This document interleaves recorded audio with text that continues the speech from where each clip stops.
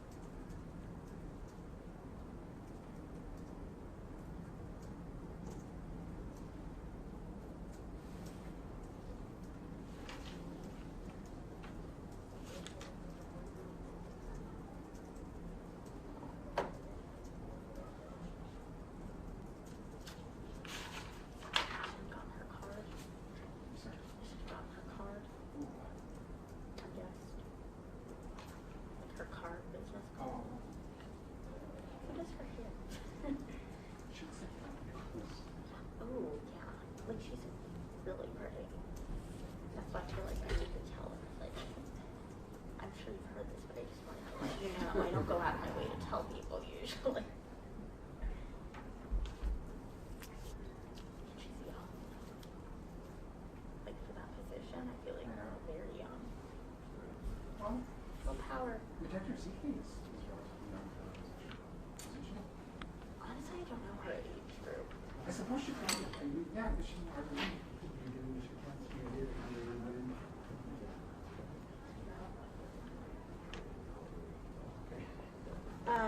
Sorry, I was like, You saw my note from but earlier. yeah, like not just my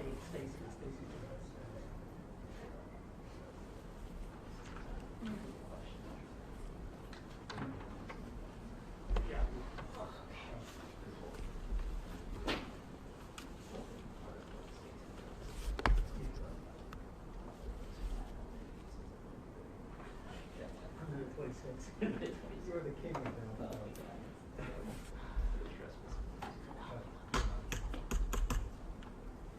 You have perfected the art of succinct I'm gonna do it again today.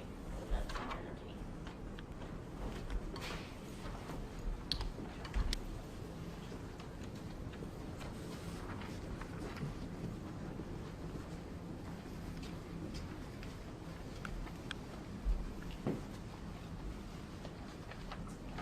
Well, good afternoon, everyone, and welcome to the COVID-19 update for Thursday, December the 3rd. Before we begin, I want to offer a warm welcome home to 185 soldiers of the 2nd Battalion, 130th Infantry Regiment of the Illinois National Guard, who have spent the better part of the last year serving in the Middle East. They, along with their counterparts who returned in November, together 400 troops strong, have lived apart from their loved ones since January, with the added stress of being an ocean apart during a pandemic. On behalf of the state of Illinois, I wish them a safe and happy reunion during this holiday season. We are very, very glad to have you home. Yesterday, as the nation reached 100,000 hospitalizations from COVID-19, thousands higher than either our spring or summer national peaks, the director of the CDC, Robert Redfield, warned that as we wait for mass distribution of a vaccine, the months ahead could amount to the most difficult in the public health history of this nation. That makes our collective action in the coming weeks all the more important. What can we do to support our healthcare systems? How do we make sure that they're able to care for all the patients who come through their doors? Not just the current surge of COVID-19 patients, but also severe flu cases, car crash survivors, those suffering from heart attacks or strokes. Everyone knows the basics, of course. Wash your hands, keep your distance, wear your mask around others to protect yourself and to protect your family. And right now that includes working extra hard to stay home as much as we can to bring down rates of transmission in our communities. Getting your flu shot will also help more people out of the hospital, easing the burden on our healthcare workers. One very important thing that you can do to help others right now is to donate blood. It has no effect on your immune system to do so, and hospitals need blood right now more than ever. It's normally difficult to get blood donations around the holidays, but the pandemic has made it even harder to maintain an adequate blood supply. On top of COVID patients, there are still patients in need of transfusions all across the hospital, including those who need surgery, are undergoing cancer treatments, have chronic conditions such as sickle cell, or for those who experience accidents or trauma. Additionally, many of our blood donation centers, including the Red Cross, are collecting convalescent plasma from people who are healthy and were fully recovered from COVID-19, as their antibodies may help patients who are actively fighting the virus. Research into plasma as a treatment for COVID-19 is ongoing, but since this is a new virus, the more information we have to study, the quicker we can find meaningful answers about its effectiveness. In other words, the more people who have recovered from COVID-19 who donate their antibodies, the better our ability to save lives. Across the state, our blood donation centers and our hospitals are making loud and clear their need for more assistance during this holiday season. So I'm very glad today to be joined by someone who has made a career in this work, making it possible for countless lives to be saved, all because someone took the time out of their day to give back by giving blood. And so I'd like to introduce the CEO of the Red Cross Illinois region, Selena Roldan. Selena?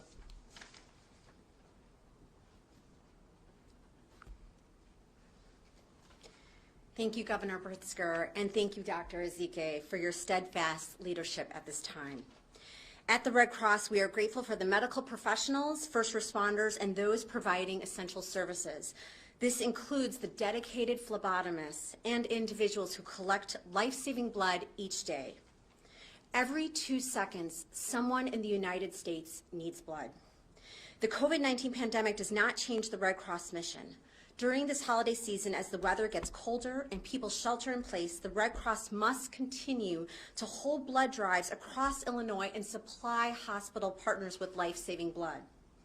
Blood collection is an essential service and is critical for surgery patients, those undergoing cancer treatment, people with conditions such as sickle cell, and those who experience trauma. The Red Cross staff trained staff follows thorough safety protocols and guidance from the CDC and public health authorities and have in place safety precautions such as social distancing, temperature checks, wearing masks, and enhanced cleaning guidelines. Healthy individuals are needed to schedule an appointment to donate life-saving blood, and organizations and businesses are still needed to host blood drives. If you are fully recovered from COVID-19, your donation is also needed. You are needed to donate your plasma to help patients currently battling the virus. Convalescent plasma is a type of blood donation collected from those who have recovered from COVID-19 and has antibodies that may help patients actively fighting the virus. As part of this effort, the Red Cross is also testing every blood donation for the presence of COVID-19 antibodies, and those donations may also now be processed into a convalescent plasma product to help patients battling this virus. We are asking everyone that is feeling healthy and well to please make an appointment to donate. Appointments ensure social distancing and limit walk-in donors. Blood donations will be needed in the days, weeks, and months to come.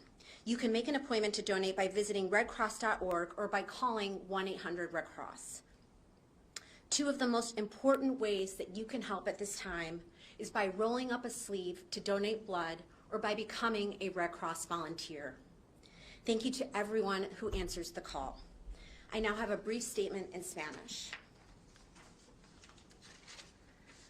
Cada 2 segundos, alguien en el país necesita sangre. La pandemia de COVID-19 no cambia la misión de la Cruz Roja. En esta temporada, a medida que el clima se pone más frío y las personas se quedan más en sus hogares, la Cruz Roja debe continuar realizando campañas de donación de sangre en Illinois y suministrando sangre a los hospitales para salvar vidas. Necesitamos que personas sanas donen sangre. Visite redcross.org o llame 1-800-RED CROSS para hacer cita. Necesitamos el apoyo de organizaciones para realizar campañas de donación de sangre. Nuestro personal sigue protocolos estrictos de seguridad y recomendaciones de los CDC. En la Cruz Roja estamos recolectando plasma de personas que se han recuperado de COVID-19 para ayudar a los pacientes que luchan contra este virus. Además, estamos haciendo pruebas de las donaciones de sangre para detectar la presencia de anticuerpos de COVID-19. Gracias por su apoyo. Now I would like to introduce Dr. Ngozi Ezike, who will make her remarks.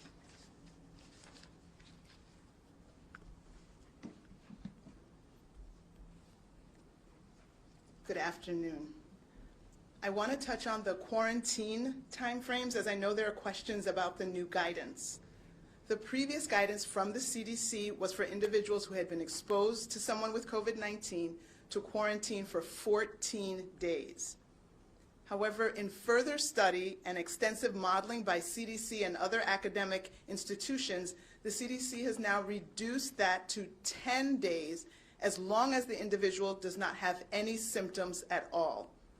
This does not mean that the person can't develop symptoms on day 12 or 13, but we know from looking at all the data that the risk of that happening is between 1 and 10%.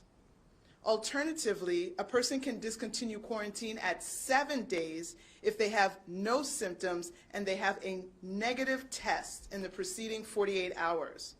So if you are a close contact of someone with COVID and on day 5 you get tested and that test comes back negative on day 7 or day 8, you can end your quarantine at that time.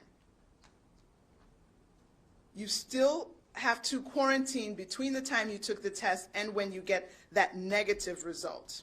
Remember, you must have no symptoms whatsoever. Again, the hope is that by reducing the amount of time in quarantine, it'll be easier for people to take this critical action without the additional economic hardship of not being able to work for so long. And better adherence to these quarantine guidances can help reduce stress on communities by decreasing the number of new infections. For today, we are reporting 10,959 new individuals with COVID-19 for a total of 759,562 total people in Illinois who have been diagnosed with COVID-19. In the last 24 hours, we have received reported IDPH of 192 additional lives lost for a total of 12,830 lives lost here in Illinois. Overnight, 5,653 individuals were in the hospital with COVID-19, and of those, 1,170 were in the intensive care unit, and 693 were on ventilators. In the last 24 hours, 106,778 tests were reported for a total of 10.8 million tests since the beginning of this pandemic. I would like to remind people that our path forward starts today with what we choose to do and our actions for today. I want to thank everyone who is making the sacrifices, who is wearing their mask, who is foregoing group activities. With continued actions like yours and others following your lead, we can turn this around. Let's choose to protect and not infect those around us by avoiding the gatherings and wearing our mask and washing our hands. Let's continue to keep our distance, again, at least 6 feet between each other. And if you haven't obtained your flu shot, please do that as well. Thank you. Buenas tardes. Quiero volver a hablar de la duración de cuarentena, porque sé que hay preguntas sobre nueva información que se acaba de publicar. Inicialmente, la guía era para personas que fueran expuestas a alguien con COVID-19, tenían que estar en cuarentena por 14 días. Sin embargo, en nuevos estudios y modelos exhaustivos realizados por el CDC y instituciones académicas, el CDC lo ha reducido a 10 días, pero solo mientras el individuo no presente ningún síntoma. Esto no significa que la persona no puede mostrar síntomas en el día 12 o 13, pero el riesgo de eso es entre 1 y 10%. Alternativamente, una persona puede suspender la cuarentena después de 7 días si no presenta síntomas y ha resultado negativo en las 48 horas anteriores. Por lo tanto, si ustedes en contacto cercano con alguien con COVID-19 y el día 5 de esa cuarentena se hace la prueba y esa prueba es negativo, puede finalizar su cuarentena después de 7 días. Sin embargo, si no tiene los resultados de la prueba para el día 7, deberá permanecer en cuarentena hasta que reciba los resultados negativos de la prueba, o hasta el día 10, lo que sea más corto. Recuerde, no debe tener ningún síntoma en ninguna de las situaciones. La esperanza es que al reducir la cantidad de tiempo en cuarentena, será más fácil para las personas tomar esa acción crítica sin las dificultades económicas de no poder trabajar. Una mejor adherencia a las pautas de cuarentena puede ayudar a reducir el estrés en las comunidades al disminuir el número de nuevas infecciones. Hoy informamos 10.959 nuevas infecciones por COVID-19 para un total de más de 759,000 casos en Illinois. Desafortunadamente, esto incluye 192 vidas perdidas para un total de más de 12.800 muertes aquí en Illinois. Desde anoche, 5.653 personas estaban en el hospital con COVID-19 y de ellos 1.170 pacientes estaban en la unidad de cuidados intensivos y 693 personas están en ventiladores. En las últimas 24 horas se han reportado más de 106,000 pruebas para un total de más de 10.8 millones de pruebas aquí en Illinois. Me gustaría recordar a la gente que nuestro camino a seguir adelante comienza con lo que hacemos hoy. Gracias a todos que han hecho todas las mitigaciones. Tenemos que dar eso y continúa, pero lo tenemos que hacer todo juntos porque solos no podemos. Muchísimas gracias para su apoyo. And with that, I'll turn it back over to Governor Pritzker. Thank you very much. Happy to take questions from members of the media. Governor, could you first of all talk about one of the big issues of the day, this hotel up in Northbrook? As you're aware, there was the big wedding up there, 150, 200 people. Can you give us, first of all, your reaction to that and tell us what kind of actions the state might take in response to that to deal Well, first of all, I'm deeply concerned for the people who attended that wedding. I understand that people were in very close proximity from one another. I understand that those people will go home or back into their communities and may have infected other people.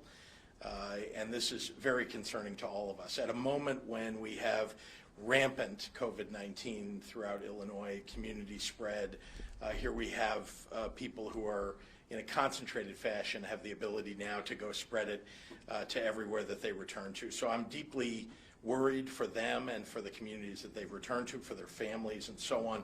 I hope that each of them will isolate and get a test. Now, as far as what should happen, what we've done, we contacted the Cook County Health Department and other authorities in Cook County, as well as the city of Chicago. And, we've made sure that they're following up on this. It is their local enforcement that is very important to us, and they are indeed doing just that. I saw in the latest news story that Cook County is now following up with potential legal action, law enforcement action. So we'll have to see what follows here, but I certainly want to encourage them to do that. We've put in place the rules and regulations for them to follow up on this. But this has got the fact that we were told that this wedding was planned long before Tier 3, and then even when you put Tier 3 and they decided to go forward with Right. it, the fact that they're flaunting it like this, I mean, it's got to be... It's very irresponsible, and it's also irresponsible of the hotel to host an event like that. They, too, have breached the rules, and they should be held responsible. Ohio, Massachusetts, California, Illinois all stopped indoor dining. When we're done with Tier 3 mitigation, maybe going back to Tier 2, which will happen hopefully someday, have you thought about reopening the schools first rather than with the restaurants and bars?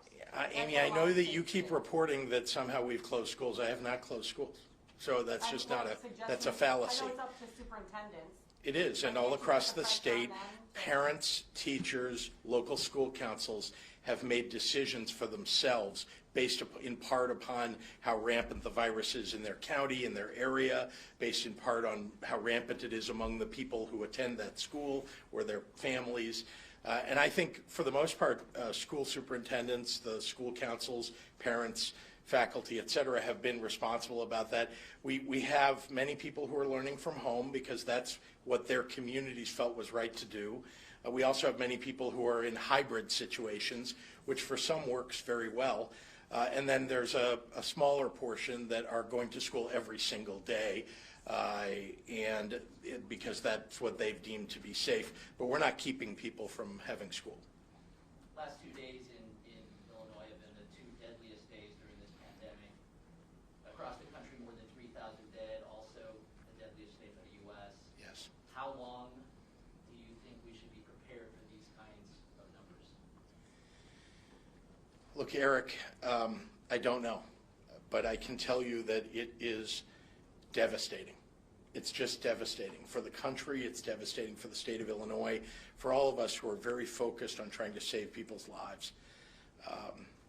I can tell you that we're trying to do everything that we can at the front end of the process. Remember, by the time you hear of somebody having died, they got infected weeks earlier. Some of those, of the people who passed away, they probably went to the hospital at some point. Then they became an ICU patient. Some of them went on ventilators. And it's just, I look at it and I say, how can people not follow the mitigations, watching the number of people who are passing away, not just in the state of Illinois, but the thousands now a day across the United States. I just hope that people are heeding the mitigations that we're asking them to follow, because that ultimately is going to bring that death count down. You saw it. Just go back to the numbers back in April when the numbers were increasing. We hit a peak in about the 6th of May, roughly that. And then you saw the case numbers coming down. Then you saw the hospitalizations coming down. Then the ICUs, and then deaths. Deaths are the last thing to come down. Unfortunately, just they lag all the other statistics. So Look, I don't know if there's any other thing that should be more powerful in people's minds about why they ought to follow the mitigations and stay home right now than the number of people who are passing away. An age group on the numbers that have died, I mean, those are huge numbers, 216 yesterday, Yeah. 192, which Eric said. Yeah. Are these mostly nursing home patients? Is there an age group breakdown? Do you have yet? Or They're is all that in the on your press website? releases that are posted every day. Yeah, every day's Send out press the release questions. shows you the age, whether they're in their 60s, 70s, or 40s, and so on, and what county they came from. I don't happen to know that right here, but we'll be happy to provide you that press release so you can. We'll do one take more it. in the room and then Oh, go wait, a online. question about blood Eric? donations. Yeah, just one question about hospitalization. We'll come back to They've blood come down a little bit from the peak, maybe a little less than 10%, the Yeah. number of people in the hospital. Yes. But hospital bed availability has not gotten better. If anything, there are more regions below 20%. Can you explain that paradox? Does it have to do with staffing running thin? It does. Remember that the way that we report the number of available beds is the number of available beds that can be staffed. And so, yes, that adjustment gets made based on staffing. And remember, you've got to give some reprieve, even in the height of this, right? When the numbers, you saw 15,000 cases a day and more people going into the hospital, even though we've come down about 10%, in the height of it, people are working double shifts. They're working all week long. We have to give these people a break at some point, right? And so it's a good moment perhaps to take staff off of some beds that aren't filled. And so that's probably what you're seeing in terms of the adjustment of the number of available beds. I don't want to say we have a lot of beds available. I mean, we have beds, but people should not see that as some sort of invitation that we should, reduce mitigations and therefore fill up all the beds because, gee, there's a vacancy somehow. I don't want people to look at it that way. It's not true. I mean, the fact is that we have to bring down the hospitalizations overall because we don't have the staffing. If we do hit that height and hit sort of the full capacity, right now there isn't any staff really to pull from other states or anywhere else.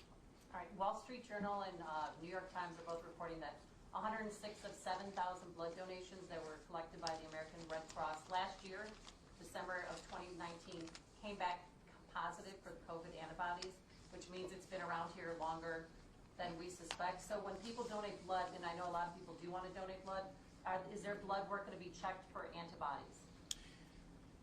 So I don't want to put you on the spot, but I just... Sure.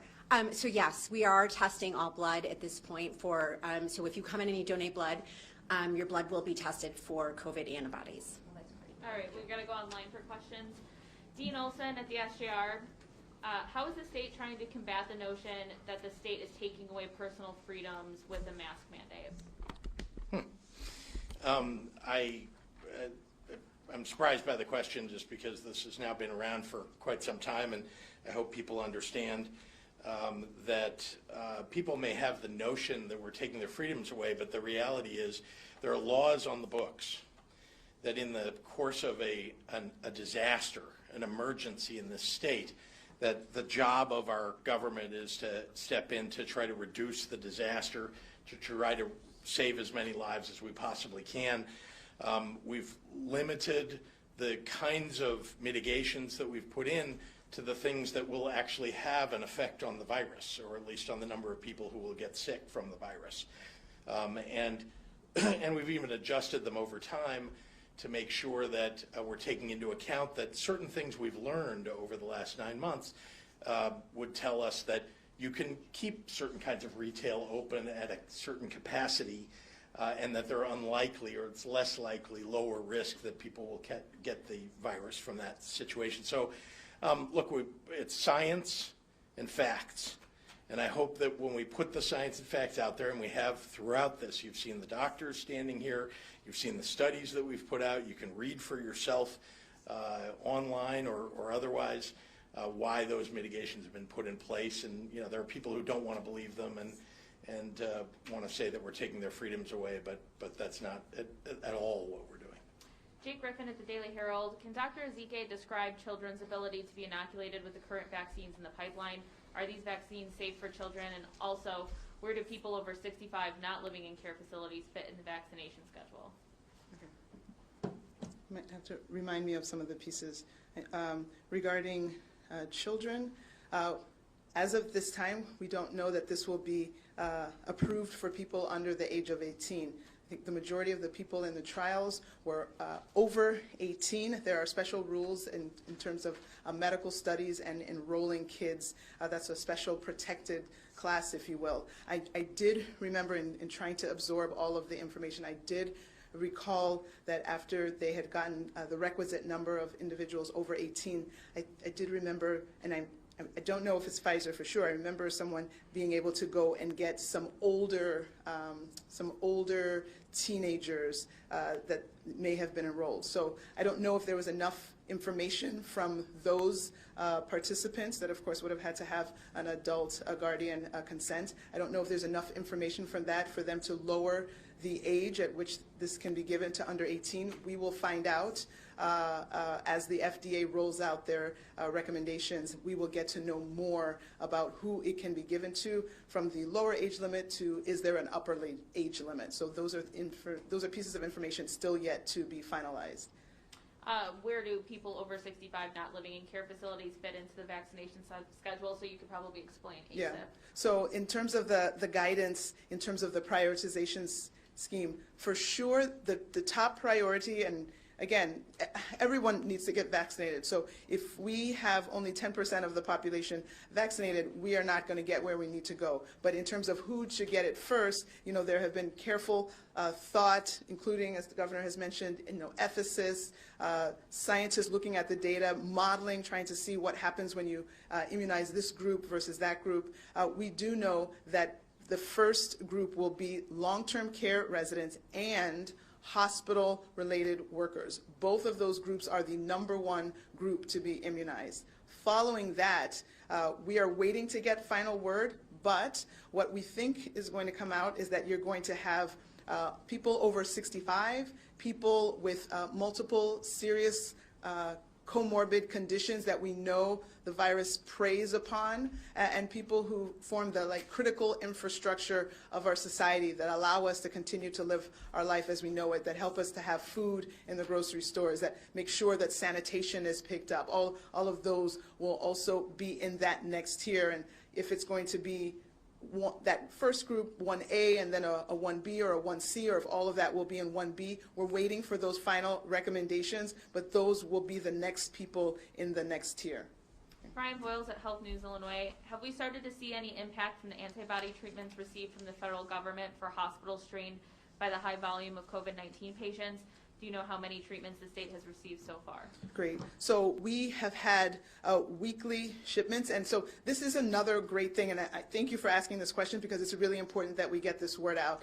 The monoclonal antibody infusions, these are for individuals who have tested positive for COVID and are in a high-risk category, which we think they could have a bad course. Again, these are people over the age of 65 or even in their 50s, but they have these high-risk conditions, again, heart disease, a lung disease, kidney disease, obesity. So we have people that we know are high risk, and so infusing them with these antibodies, and there are 2 products that are out, one by Eli Lilly and another one by Regeneron. Regeneron is the one made famous by our president, and then the Eli Lilly product, the bamlanivimab, came out first. So these 2 products work similarly, have the same indications in terms of these high-risk individuals who can get it. You actually can give it to certain pediatric patients that meet certain criteria, that they fall in high risk, that they have sickle cell,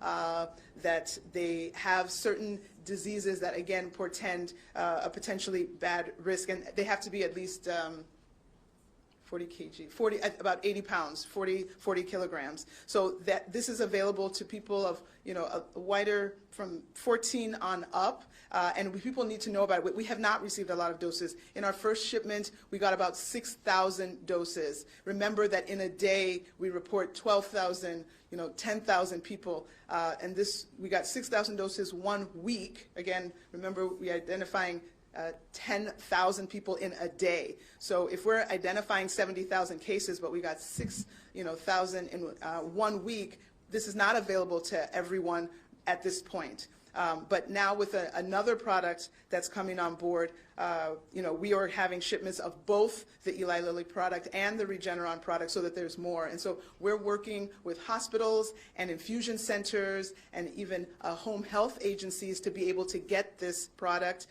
to individuals who would be at risk, and including our nursing home populations, again, trying to avoid people even going into the hospital. This is supposed to help have a much milder course. Once you're already in the hospital, you can't use this. Once you're already requiring oxygen, you can't use this. If you're more than 10 days out from when you started your illness, you can't use this. So it needs to be used early to get the maximum benefit, and we hope to keep getting more, and when it's available, we'll probably use our resources to buy as much as we can and get this into as many people, and we're working on the partnerships with different hospitals and infusion centers to make sure that this is available in its limited capacity throughout the state. Dean Olson at the SGR, I messed up his question and forgot the second half of it. Oh. How is the state altering its messaging campaign on masks, social distancing, travel, and gatherings as end of the year holidays approach in light of the fact that so many people disregarded this advice in the days before, during, and after Thanksgiving? Well, we're making sure that we're getting, particularly as we approach the rest of the holidays of December, trying to get it out even kind of wider and deeper. It's not that people necessarily saw it and specifically ignored it. I think there are people who, who may not have realized what it is that they were portending for the state and for themselves when they went to a Thanksgiving gathering that they had been hoping to go to. I do think that people are making different plans for their Christmas holiday or for Hanukkah or other celebratory holidays. And so I'm very hopeful anyway that we can divert people from having large family gatherings so that we don't have yet a third surge on top of this potential second surge. Jamie Monks at the Tribune. How will the state prioritize incarcerated people in the vaccine distribution, and how will Illinois secure its vaccine to make sure it goes to the people on the priority list without being diverted? What was that second part of it? Sorry. How will Illinois secure its vaccine to make sure it goes to the people on the priority list without being diverted? Diverted, huh? Well, let's start with we're waiting for ACIP to do the rest of its work on the other populations beyond those that will be served by the early delivery of vaccines. We're getting, as you have heard, 109,000. That's the latest number that will arrive perhaps between the 13th and the 19th of December. And then there will be hundreds of thousands of others that might come, assuming that there is approval of both of those vaccines, Pfizer and Moderna, before the end of the year. And that still won't cover all of the people who are in phase 1A, as it's been referred to and as Dr. Ezike referred to it. We obviously, at some point, we want to make sure that the congregate settings, even people who are in prison, who are actually held in very close quarters, we want to make sure that they get vaccinated too, and of course the folks who work in our prisons as well. But we're going to listen to the CDC and ACIP as we make decisions about that. We got a lot of different vaccine ones, so I'm just going to put Andy and the Tribune had another question together. Sources are telling Peoria will serve as a distribution hub. Can you confirm this? And why was Peoria chosen as that site? And what are you doing to protect the vaccine and make sure that it's secure? Yeah, and I know that was the other part of the question before. Let's start with the SNS. We're simply bringing the vials of the vaccine that get delivered to Illinois to our strategic national stockpile in Illinois. That's just what you do when you receive, whether it's PPE for distribution across the state or any other item. This is obviously a very important one, as PPE was early on in this and it still is. And so that's what the strategic national stockpile is intended to be for. In terms of securing it, I'm not going to talk about what the security plans are here at a press conference or at any press conference, but suffice to say that there are plans for security, and obviously the Emergency Management Agency, led by General Alicia Tate Nadeau, working together with state police and other authorities, will make sure that that the vaccines get to where they're supposed to get to. Rachel Hinton at the Sun-Times, with Mayor Lightfoot suggesting more or less that Speaker Madigan step down as Speaker, more than a quarter of the Democratic caucus saying they won't vote for him. Is it time for Madigan to step down as Speaker? Well, as I've said, it is the obligation of the leader of the House of Representatives, of anybody who serves in a role that has an impact on the entire state, the way that Speaker, Senate President, Governor, et cetera, have, that answering questions is the very first most important way to be transparent in a job in which integrity is extraordinarily important. And so I have called already for the Speaker to answer those questions or resign. If I can follow up with that, the Speaker has refused to answer questions. He's obviously not heeding your advice, and you wouldn't even put out a new statement the other day. You're stopping short of calling for him to actually step down. I've been very clear about what my views are, and you're going to hear in the next, I think, 4 or so weeks, 6 weeks perhaps, from the members of the House of Representatives who ultimately will make the decision about whether the Speaker will be leaving office. Molly Parker at the Southern Illinoisan, this is for Dr. Ezike. Today, the SIU Board of Trustees voted to grant you an honorary degree, Doctor of Community Health, for your work during the pandemic and beyond. Could you share your thoughts on receiving this honor? Is that news?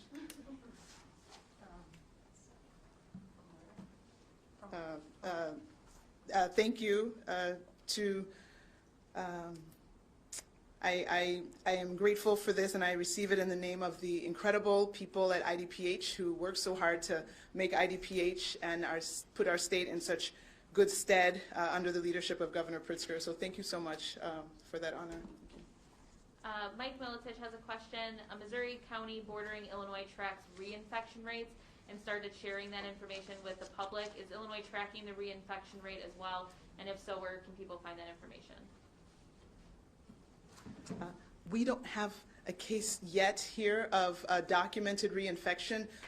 We will be able to know that, and then we will find a way to represent that on our website, because I know that's important information. We have seen reports around the world of increasing numbers of cases of people with clearly documented infection earlier this year and now having a second. So again, what that tells us is that we're not clear on the duration of these antibodies once someone is infected.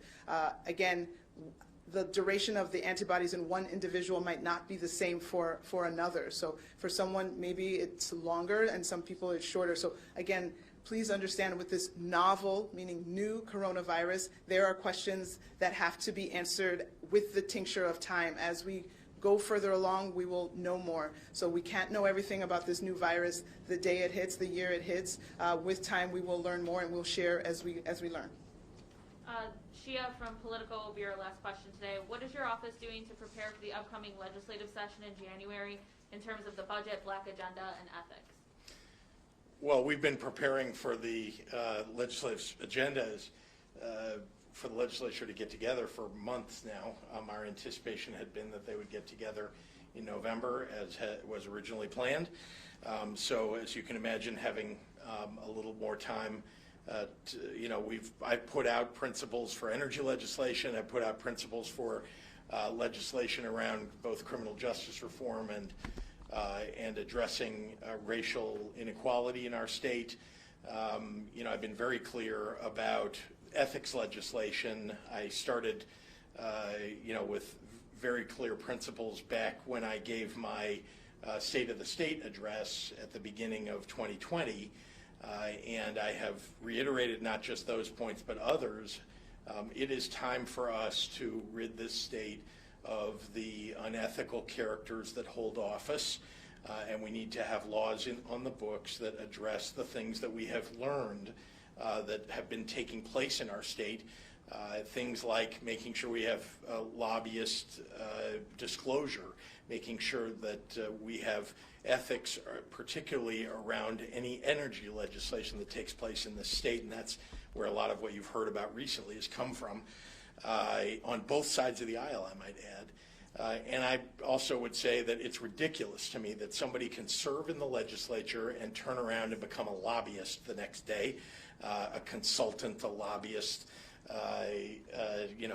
to get legislation passed. And so we need to have, we need to make sure that we have legislation that addresses that kind of thing. There's a lot to do, and so, I hope that we'll be able to work together with the legislature beginning right away in January. All right, thanks everyone.